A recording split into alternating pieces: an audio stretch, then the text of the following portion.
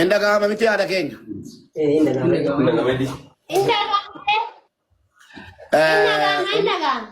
Ummanni kee ummannati irraa dhalattee obbolaan kee haadholiin abbooliin biyyoota garaagaraa biyya keessa jiranu viidiyoo ati itti rukutamte sana arganii boo'anii qalbii cabanii ati haadha keenya malee haadha ilmaan sanaa qofaa miti jedhanii birrii Itoophiyaa miliyoona tokkoo fi birrii 650 walitti sii qabameera. Birrii miliyoona tokkoof 650 ummanni kee walitti sii qabee mana sii bituudhaaf suuqii xiqqoonuma sii waan ittiin hojjettee ijoollee kee bulfattu sii gochuudhaaf birrii miliyoona tokkoof 650 walitti sii qabamee jira. Tokko. Ijoollee keellee akkasii uummata keenya uummata Oromoo.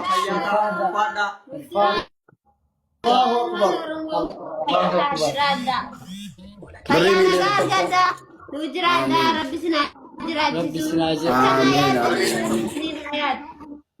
Rabbi sinita tolchu. Thank you, thank you.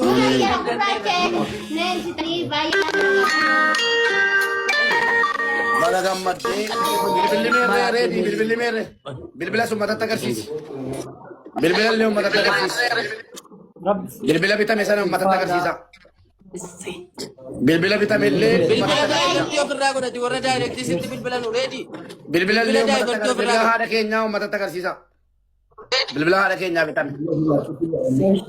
Bilbila haaraa inni kamne. Bilbila haaraa Rahik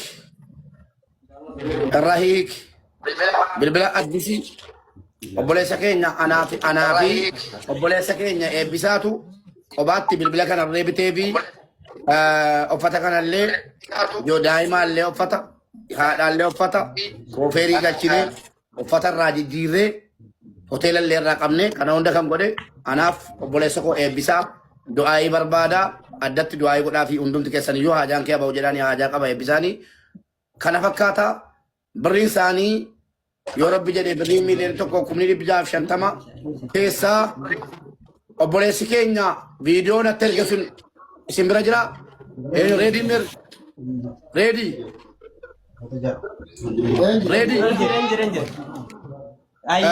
ummata keenya kabajamoo dhaggeeffadhaa qaba. Wanni isin dhokatu. Tokkoffaa reedii atas ba'i. Tokkoffaa irratti reedii foolonaa godhaa.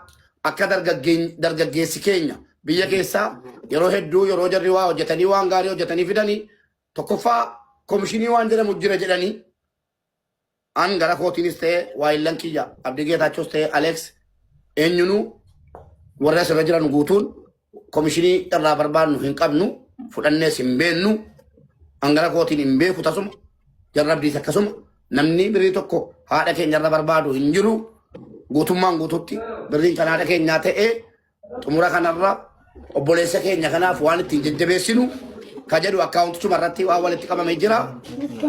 Obboleessa keenya kana reedii akka dargaggeeyyiin keenya biyya keessaa yeroo waan akkanaa argan wanjala mootummaan hin feene akka jarri kana booddee biyya jaraa eeganu akka jarri jabaatanii waan akkanaa naannoo jaraarraa eeganuuf kan bilbila ismaartii ittiin bitatu obboleessa keenya kana reediidhaaf birrii Itoophiyaa 100,000 transfer gara obboleessa keenya reediitti badhaasa jechuudha. Tokkoffaa viidiyoo kana nu biraan ga'u, lammaffaa haadha keenya kanaaf sagalee ta'ee hidhamu waa hundayyuu haga lubbuu isaatti wareegama kennee waan hojjeteef obboleessi keenya badhaafamaa birrii Itoophiyaa 100,000 ta'ee jira. Atillee baga gammadde dargaggeessi biyya keessa jirtanullee kan biraa yeroo waan akkasii argitan haadholii irratti miidhaa akkasii qaama fedheenuu yeroo irraan ga'amu akkasin viidiyoo waraabdanii qaama seeraa biratti nama kanatti gaafachiiftanuudhaaf aamilee akkasinii ta'uuf nama rabsuu qofaan hin guddatamu nama rabsuu qofaaf namni hin beekamu nama xiqqeessuu qofaaf miti kan fooloon guddatu waan gaarii hojjetanii ummataa dhiyeessuudhaanis akka badhaafamtan kana booddee illee itti fufu jechuudha. Namoota qaama seeraas haa ta'u seermaleeyyii haadholii keenya dadhaboo keessattuu warra mana namaa dalaganii galan rakkoo gudeeddaa rakkoo humnaan waan adda addaa irratti raawwachuu dargaggeessi mootummaan ni dhufa ni darba. Isinii galee mootummaan hadha bulchaa jiru kazalaalan bulchaa jiru miti. Mootummaa rabbumatu jijjiira. Baalliidha. Darbaa kan bor mootummaa ta'ee bakka mootummaa kanaafu humna baratee fi humnuma biyya keessa jiru malee bagya baraatii Faransaay irraa yookiin Ameerikaa irraa dhufee biyya keenya hin bulchu. Wal tiksuu qabna jechuudha mootummaa jalatti. Wal tiksuu qabna jechuudha mootummaan ummata. Mootummaan ummata yeroo jennu kanuma mootummaa jechuun kanuma jechuudha.